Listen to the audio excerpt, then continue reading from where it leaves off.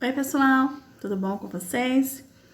Vamos dar continuidade aí às nossas atividades, né? As últimas duas atividades foram feitas lá na plataforma, né? Então, hoje nós vamos ir para o estudo linguístico, né? Adjetivo. Adjetivo é bem tranquilo, bem legal, sem muitas complicações, diferente dos plurais dos substantivos, que é um pouquinho mais complicado, tem mais coisas, né? Mas a gente vai dar conta dessa atividade aqui. Bom, adjetivo. Observe as frases. Ou melhor, observe a frase essa aqui. Ao ver a parreira carregada de cachos enormes, a raposa lambeu os beiços. Bom, as palavras destacadas aí são carregadas e enormes. Elas atribuem uma qualidade, uma característica a quê? A parreira. O que é a parreira? A parreira é, digamos, a árvore que dá uvas, né? Seria uma árvore, né? Então, qual é o objetivo do adjetivo? Os adjetivos, eles vão caracterizar, eles vão dar característica, qualidades a algumas coisas, basicamente a todos os substantivos, tá bom? Então, essa característica, essa qualidade, nós vamos dar o nome de adjetivo, tá? O adjetivo, ele pode ser flexionado em gênero, ou seja, masculino e feminino, e em número, plural e singular. Os adjetivos concordam com os substantivos que o acompanham, né? Como eu acabei de falar, seja ele masculino e feminino ou singular e plural.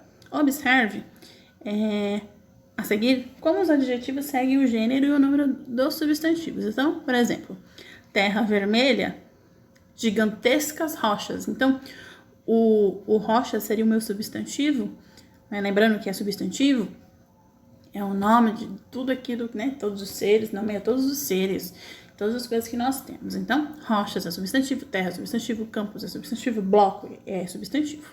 Então, na primeira ali, terra vermelha. Então, a terra é um substantivo feminino e o adjetivo também o adjetivo é feminino. Agora, gigantescas rochas. Como eu tenho rochas, meu substantivo no plural, o meu adjetivo também está no plural. E assim por diante, certo? Ainda aí na página 39, nós chegamos aos adjetivos uniformes e biformes. Bom, os adjetivos podem ser uniformes ou biformes. O que são os uniformes? Que tem só uma forma, tanto para o masculino quanto para o feminino. Por exemplo, nós temos ali homem saudável. Não dá para fazer tipo mulher saudável. Não existe, né? A única coisa que pode mudar é ir para o plural, tá bom? Mas nesse caso nós estamos falando para a forma masculina e feminina. Então, mulher saudável, homem saudável, mulher saudável, homem saudável, inteligente, mulher inteligente, homem inteligente. Então, ele não flexiona, ou seja, ele não vai de acordo com masculino e feminino, tá bom? E nós temos os biformes. Os biformes, eles vão ter uma forma para o masculino e uma forma para o feminino, muito parecido com aquilo que a gente já viu, né? Da flexão lá dos substantivos. Exemplos. Menino, esperto e brincalhão. Se eu mudar ali, então eu vou ter, por exemplo, menina, né? Menina, esperta e brincalhona, tá? No plural, meninos e meninas, espertos e brincalhões, tá? Aí depois, mais lá na frente, nós vamos ver que poderia ser também espertas. Mas isso aí não é para esse momento, tá? A gente vai lá pra frente, certo? Bom, na página 40, nós temos lá substantivo ou adjetivo. Uma mesma palavra, ela pode assumir a função, dependendo da frase, né, dependendo do contexto que se encontra, ela pode ter uma outra função. Por exemplo, há palavras que podem ser substantivos se estiverem dando nome a um ser, ou adjetivos se estiverem caracterizando ou modificando o substantivo. Então, nós temos aí brasileiro. Brasileiro, nesse caso aí, ele tá como um adjetivo, porque eu estou caracterizando alguma coisa, né? Dando uma característica a algo que se refere ao Brasil, natural ou habitante do Brasil. Então, caracterizando quem é daquele local, quem é do Brasil é brasileiro, tá? Nesse caso, a distinção de classe só se revela pelo contexto. Então, dentro de uma frase, né? Quando ele fala contexto, é dentro de uma oração, dentro de uma frase, dentro de um texto, tá? O brasileiro é muito crédulo. Então, ele está adjetivando o substantivo, né? O brasileiro é muito crédulo. Nesse sentido, o brasileiro está como substantivo e não como adjetivo. Por quê? Está falando, dá a entender assim, que todos os brasileiros, né? Então, a nação brasileira, né? O substantivo brasileiro é muito crédulo. Agora, o povo brasileiro é muito crédulo. Agora, a diferença é que ali o brasileiro passa a virar povo. Então, o povo é o substantivo e o brasileiro, nesse caso aí, o brasileiro aqui, ó, se tornou adjetivo, porque agora ele tá caracterizando quem? Tá caracterizando o povo. Se eu te falasse assim, o povo italiano, se eu tirasse aqui, o brasileiro colocasse italiano. O povo italiano, letra maiúscula, né? O povo italiano é muito crédulo. Aí eu tô falando de um outro povo.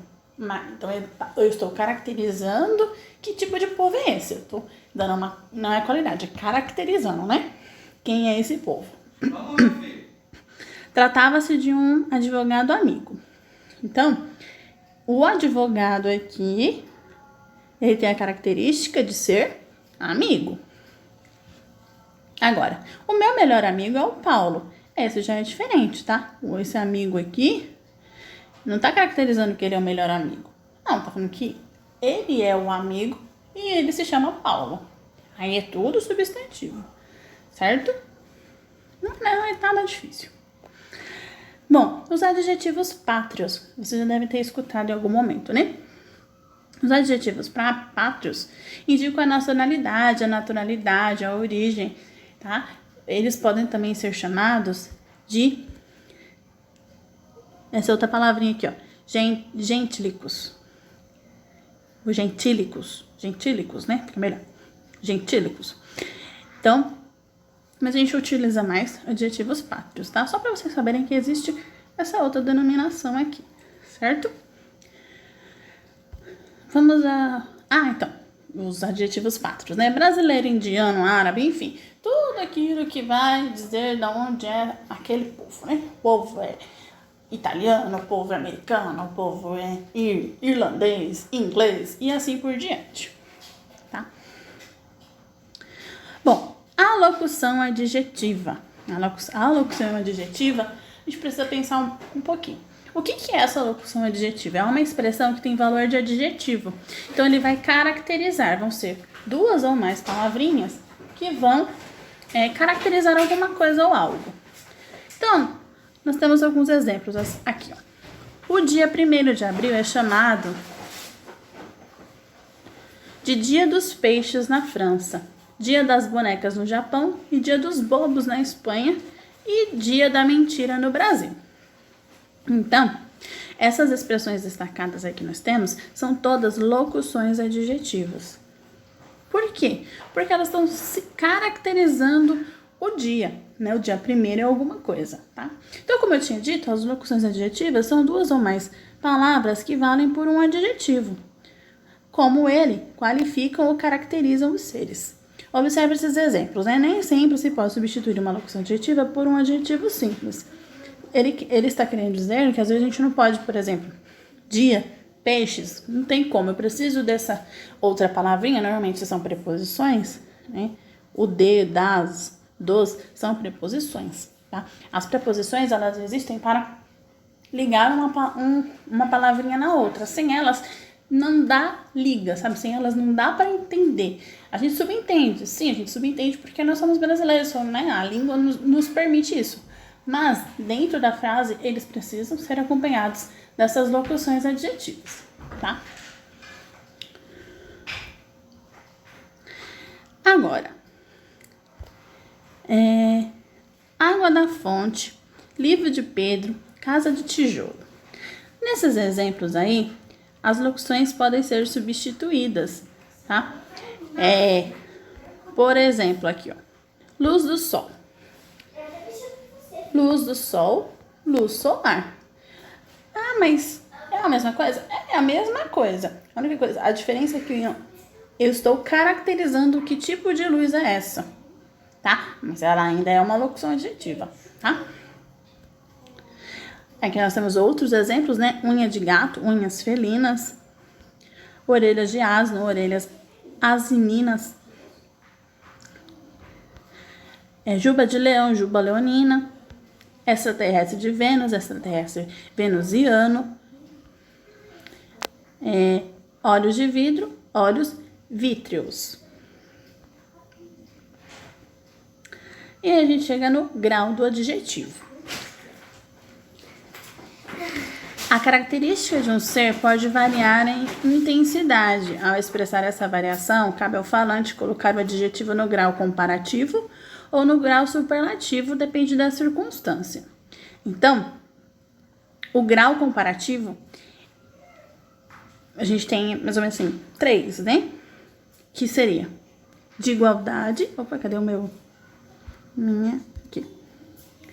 De igualdade, de superioridade e de inferioridade. Então, de igualdade é quando eu vou comparar uma coisa com a outra, de serem parecidas. Então, a folha é tão leve como... Então, eu tenho que usar esse como, tá? Para trazer essa igualdade. Como uma pluma. Enfim, tá? Superioridade. Eu vou usar o mais, que vai indicar uma quantidade aí. Então, a pedra é mais dura que a madeira. O João é mais alto que, sei lá, o Pedro, tá? Ou então, o João é tão alto quanto o Paulo, tá? Então aquela primeira é de igualdade, ou seja, estou falando que os dois têm o mesmo tamanho. Essa outra, de superioridade, é mais do que o outro. De inferioridade, mamãe é menos paciente que papai. Ou, sei lá, o professor Marcelo é menos paciente que a professora Bárbara, supondo, né? Estou fazendo comparações aí, tá? O grau comparativo. E são suposições, tá? Então, esse daí é a parte do comparativo. Então, cabe a cada um distinguir se quer colocar em igualdade, em superioridade ou em inferioridade, tá? Agora, o superlativo. O superlativo é bem legal. Porque, assim, nós temos o bom, o muito bom e o boníssimo, sabe? O que é topzera. Então, o top. O superlativo é o grau mais intenso da característica expressa por um adjetivo. Então, nós temos o absoluto, que a qualidade apresenta-se no seu grau mais intenso, tá? Independente de ter sido relacionado à mesma qualidade a outros seres, tá? E expressa basicamente por duas formas, a sintética e a analítica. Bernardo é um pai pacientíssimo. Então, é aquele que vai usar uma palavrinha só, tá? O sintético, no grau superlativo, tá? E o analítico. Bernardo é um pai muito paciente. Então, o analítico vai usar duas palavras para dar ênfase, né? E esse daí é o absoluto. Agora, nós temos o relativo. A característica apresenta-se no grau intenso, superior ou inferior, se relacionada com a mesma característica de outro ser. O adjetivo ficará no superlativo relativo, que se forma sempre pelo processo analítico e pode ser de superioridade ou de inferioridade. Então, superioridade foi o fato mais estranho que já vi. Então, eu estou lá na parte relativa, usando o analítico, que eu vou usar sempre lá duas palavrinhas, mais, muito, menos, e assim por diante. Mais estranho que já vi. Inferioridade foi o fato menos estranho que já vi. Certinho? Não é nada difícil. Mas eu gosto do superlativo quando a gente utiliza íssimo lá, sabe? Pacientíssimo, crudelíssimo, facílimo, amicíssimo, amiguíssimo, sabe? Eu gosto dessas palavrinhas assim, eu acho muito legal. E em tempo aqui para nós finalizarmos, né?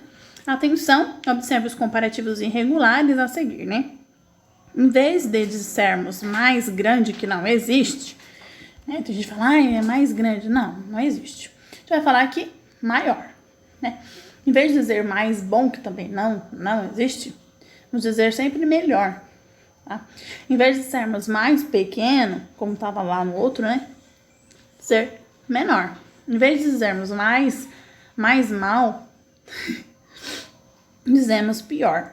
E assim por diante, né? Tem algumas pessoas que falam assim, agora eu não lembro, mas tem umas coisas que as pessoas falam, eu falo assim, mas é muito ou é pouco isso aí, né? É muito ou é pouco, tá? Sabe? Depois, quando eu lembrar, eu falo sobre isso com vocês, tá bom? Bom, por hoje é só, pessoal. Tentem fazer as atividades, que eu volto daqui a pouquinho, no outro vídeo agora, respondendo as questões aí com vocês, tá? Até a próxima, pessoal.